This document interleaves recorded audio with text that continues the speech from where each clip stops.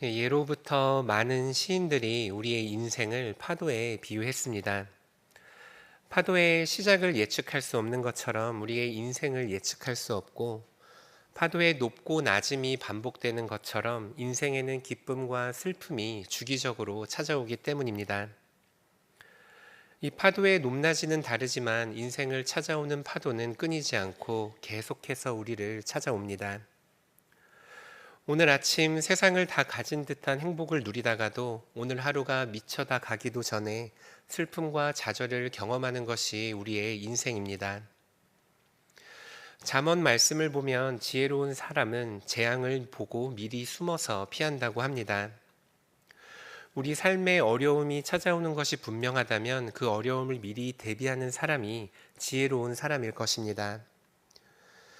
지금 어려움을 겪고 있지 않다 하더라도 오늘이 가기 전에 나를 찾아오는 것이 삶의 어려움이라면 그 어려움을 미리 준비하는 것은 당연한 일입니다. 오늘 말씀을 통해서 우리 삶을 찾아오는 그 어려움의 의미를 다시 한번 기억하시기를 바랍니다. 그리고 우리를 찾아온 그 아픔을 미리 준비하고 대비하시는 지혜로운 성도님들 되시기를 축복합니다. 첫째로 우리는 우리를 찾아올 슬픔을 대비하여 기쁨의 순간에도 우리가 걸었던 광야의 길을 기억해야 합니다. 오늘 본문 말씀을 보면 가나안 땅에 입성하려는 이스라엘이 나옵니다. 40년의 광야 생활이 마침내 끝나고 간절히 원했고 바랬던 가나안 땅이 눈앞에 있습니다. 수목이 울창하고 먹을 음식이 끊이지 않고 가축마저도 풍성한 삶을 누리는 젖과 꿀이 흐르는 땅이 눈앞에 있습니다. 아마도 40년 동안 이스라엘 백성들에게 일어났던 일들 중에 가장 행복하고 또 가장 기쁜 순간이었을 것입니다. 어쩌면 만나를 처음 맛보았을 때보다도 또 놀라운 하나님의 기적을 경험했을 때보다도 더 기쁘고 영광스러운 순간이었을 것입니다. 그런데 하나님께서는 이 영광스러운 순간에 이렇게 말씀하십니다. 너는 지난 40년 동안의 광야를 기억하라. 우리 함께 8장 2절 말씀을 읽도록 하겠습니다. 내 하나님 여호와께서 이 40년 동안에 내게 광야길을 걷게 하신 것을 기억하라. 이는 너를 낮추시며 너를 시험하사 내 마음이 어떠한지 그 명령을 지키는지 지키지 않는지 알려 하심이라. 하나님께서는 이 가장 영광스러운 시기에 40년 동안 광야길을 걷게 하신 것을 기억하라고 말씀하십니다. 그리고 이어서 하나님께서 이 영광의 시간에 광야의 시간, 아픔과 좌절의 시간, 슬픔과 애통의 시간이었던 그 광야 생활을 기억하라고 말씀하신 이유를 설명합니다. 그 이유는 이스라엘을 낮추시고 시험해서 이스라엘의 마음이 어떠한지, 하나님이 주시는 명령을 지키는지 지키지 않는지를 알아보기 위함이라고 성경은 말합니다. 하나님은 이스라엘이 하나님의 말씀을 잘 지키는지 시험하기 위해서 그 고난을, 그 광야 생활을 허락하셨습니다. 사실 누구든지 삶의 여유가 있을 때에는 하나님의 말씀을 지키는 일이 비교적 쉽습니다. 우리에게 돈이 넉넉하고 지갑의 형편이 괜찮을 때에는 11조를 하는 일도 크게 부담스러운 일은 아닙니다. 우리에게 시간적 여유가 있을 때 교회를 섬기는 일이 부담스럽지 않은 것도 마찬가지입니다. 하지만 우리의 삶에 고난이 찾아올 때, 우리의 마음에 여유가 없을 때, 그때 하나님의 말씀을 지키는 것은 참 어려운 일입니다. 삶의 고단함에 우리의 마음이 강팍해질 때 우리의 믿음의 실상이 드러나게 됩니다. 경제적인 상황이 넉넉치 않을 때 11조를 내지 못하고 갈등하는 우리의 모습 속에서 우리의 얄팍한 믿음의 실상이 드러나게 되는 것입니다. 해야 하는 일이 가중되고 마감일이 다가올 때 말씀을 보고 기도하는 일을 가장 먼저 마지막 일로 제껴두는 경우들이 있습니다. 평소에는 우리 모두가 거룩하고 경건한 인생인 줄 알지만 우리는 낮아짐의 자리에 설 때야 비로소 우리가 연약한 죄인임을 깨닫게 됩니다.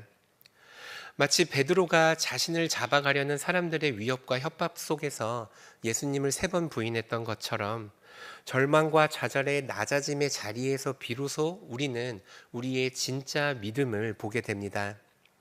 낮아짐의 자리에 설 때, 우리에게 고난이 찾아올 때, 우리는 내가 하나님 없이 얼마나 연약한 존재인지를 알게 되고, 나의 믿음이 얼마나 보잘것없고 가치 없는지를 보게 됩니다.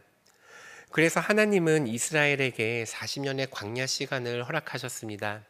하나님은 이스라엘이 그들의 믿음의 얄팍한 그 믿음을 보기를 원했습니다.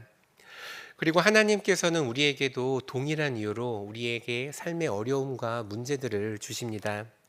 삶의 어려움들을 통해서 하나님 없이는 나에게 아무런 소망이 없다는 것을 발견하게 될 때, 그곳에서 우리의 진짜 믿음이 시작하게 됩니다. 하나님께서 우리 삶의 고난과 역경을 허락하신 이유는 우리의 실상을 깨닫게 하기 위해서입니다. 고난과 어려움이 없다면 우리의 믿음의 실상을 우리가 바라볼 수가 없습니다. 도무지 해결할 수 없는 상황들과 감당하기 어려운 감정의 갈등 속에서 우리는 그제서야 하나님을 바라보게 되고 하나님만을 의지하게 되는 것입니다. 물론 이 고난이 우리에게 주는 낮아짐의 과정이라는 것이 쉬운 일은 아닙니다. 나를 부인하는 일은 십자가에 우리를 못 박는 일과 같습니다. 살아있는 자아를 죽인다는 게 어찌 쉬운 일이겠습니까? 우리 자아의 생명력은 기가 막히게 질겨서 쉽게 죽지도 않습니다. 죽은 것처럼 엎드려 있다가도 기회가 되면 좀비처럼 다시 살아나는 것이 우리의 자아입니다. 하지만 우리는 이 시간을 통해서만 하나님을 바라볼 수 있습니다. 아프고 어렵지만 이 고난을 통해서만 우리는 우리 자신을 십자가에 못 박을 수 있습니다. 우리 삶의 고난이 끊이지 않고 계속해서 몰려오는 이유는 하나님께서 변덕스러운 분이시기 때문이 아닙니다. 우리 삶의 어려움이 계속해서 찾아오는 이유는 죄의 잔재가 여전히 남아있는 우리가 또다시 예수님을 떠나 나의 뜻대로 그리고 나의 원대로 나의 삶을 살기를 원하기 때문입니다. 또다시 찾아온 고통과 좌절을 겪으시는 중이십니까? 우리의 무기력함과 약함을 하루빨리 인정하는 우리가 될 수 있기를 바랍니다. 고난을 통해서 하나님을 바라보는 것이 고난이 우리에게 줄 수 있는 가장 큰 선물이라는 것을 기억하시기를 바랍니다. 곧 다시 찾아올 어려움으로 인해 걱정하십니까? 어떤 어려움이든 그 문제 앞에서 우리가 해야 할 일은 하나님의 도우심을 구하는 일이라는 사실을 기억하시기를 바랍니다. 하나님만이 우리의 의지할 곳이 되시고 하나님만이 우리의 피난처가 되십니다. 하나님이 주시는 고난과 어려움은 하나님 앞에서 우리를 하나님께로 인도하는 수단에 불과하다는 사실을 기억해야 합니다. 고난은 그 이상도 그 이하도 아닙니다. 고난을 통해서 우리가 갖고 있는 삶의 어려움들을 통해서 지금 경험하고 있는 이 문제들을 통해 예수님을 더욱 의지하고 또 예수님을 더욱 구하는 우리 귀한 서울 시민교회 성도님들 되시기를 축복합니다. 두 번째로 우리는 우리를 찾아올 시련 앞에서 우리의 참된 보호자가 하나님이심을 기억해야 합니다. 우리 함께 8장 3절 말씀을 읽도록 하겠습니다. 너를 낮추시며 또 너도 알지 못하며 내 조상들도 알지 못하던 만나를 내게 먹이신 것은 사람이 떡으로만 사는 것이 아니오 여호와의 입에서 나오는 말씀으로 사는 줄을. 하나님께서는 두 번째로 이스라엘을 광야로 보내신 이유가 사람이 떡으로만 사는 것이 아니라 여호와의 입에서 나오는 모든 말씀으로 사는 줄을 알게 하기 위함이라고 말씀하십니다. 이스라엘은 40년의 기간 동안 만나와 메추라기를 먹었습니다. 이것은 이스라엘이 그저 하늘에서 내려오는 음식을 의지하며 살아가게 하기 위함은 아니었습니다. 이것은 하나님께서 이스라엘에게 만나와 메추라기를 매일 주신 이유가 이 음식을 주시는 분이 하나님이심을 깨닫고 이스라엘을 지금도 보호하고 지키고 계시는 분이 하나님이심을 기억하시기를 바랬기 때문입니다. 하나님께서 우리의 삶의 고난과 어려움을 반복해서 주시는 이유도 마찬가지입니다. 우리가 삶의 어려움과 고난을 겪을 때마다 그 고난과 어려움 속에서 우리를 보호하시고 우리를 지키시고 계시는 분이 하나님이시라는 사실을 기억하시기 원하시기 때문입니다. 우리는 도무지 낮아짐을 경험하지 않고서는 하나님을 바라보는 자들이 아닙니다. 하나님의 낮아짐을 경험하지 않고서 우리 가운데 하나님을 바라볼 수 있는 겸손한 사람은 한 명도 없습니다. 우리 모두는 자기 잘난 맛에 살아가는 어리석고 교만한 사람에 불과합니다. 그런 우리들은 시련과 어려움을 겪어야만 그제서야 우리 안에 아무런 소망이 없다는 것을 알게 되고, 그제서야 비로소 우리는 참된 소망이자 참된 구원이 되시는 예수님을 바라보게 됩니다. 그리고 이 예수님만이 우리를 구원하시는 유일한 구세주이시고 고난 가운데서 우리를 보호하시는 유일한 주님임을 깨닫게 됩니다. 하나님께서 오늘 이 순간에도 우리를 붙잡고 계시지 않는다면, 오늘 하루 우리에게 자비를 내려주시지 않는다면 우리 가운데 이곳에서 누구도 생명을 유지할 사람은 없습니다. 하지만 우리는 평상시에 하나님께서 우리를 지키고 계신다는 사실을 잘 인식하지 못합니다. 매시간 1600km로 달리고 있는 이 지구의 자전 속도를 전혀 느끼지 못하는 것처럼 지금도 하나님의 놀라운 권능이 우리를 유지하고 계신다는 사실을 우리가 알지 못합니다. 우리의 죄성이, 그리고 우리가 지은 죄들이 하나님을 바라보는 것을 방해하고 있기 때문입니다. 우리는 교만으로 가득해서 우리가 누리는 삶의 모든 기쁨과 모든 영광들을 우리의 책임으로, 우리의 성과로 돌립니다. 하나님의 아름다운 창조물을 보면서도 이 세상을 만드신 하나님을 찬양하기보다 세상의 아름다움을 발견한 나의 예민함과 미적 수준에 감탄하는 것이 우리의 모습입니다. 아주 조그만한 여지가 생겨도 내가 잘해서 그래, 아주 조그만한 여지가 생겨도 내가 뛰어나서 이런 일이 있는 거야 라고 우리는 생각을 합니다. 개구리 올챙이적 생각 못한다고 우리가 겪었던 삶의 그 수많은 고난들과 고난들마다 부어주셨던 하나님의 은혜를 잊어버린 채 우리의 업적에만 몰두하여 살아가는 사람들이 우리의 본성이라는 것을 우리가 항상 기억해야 합니다. 그래서 하나님께서는 오늘도 신명기의 말씀을 통해 우리에게 말씀하십니다. 너희들이 고난과 어려움의 시간을 보낼 때 하나님께 받은 은혜를 기억하라고 말입니다.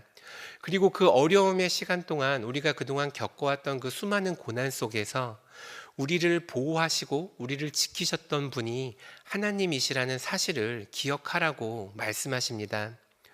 우리는 삶의 어려움 앞에서 우리를 살피시고 보호하시는 분이 하나님 한 분이심을 기억해야 합니다.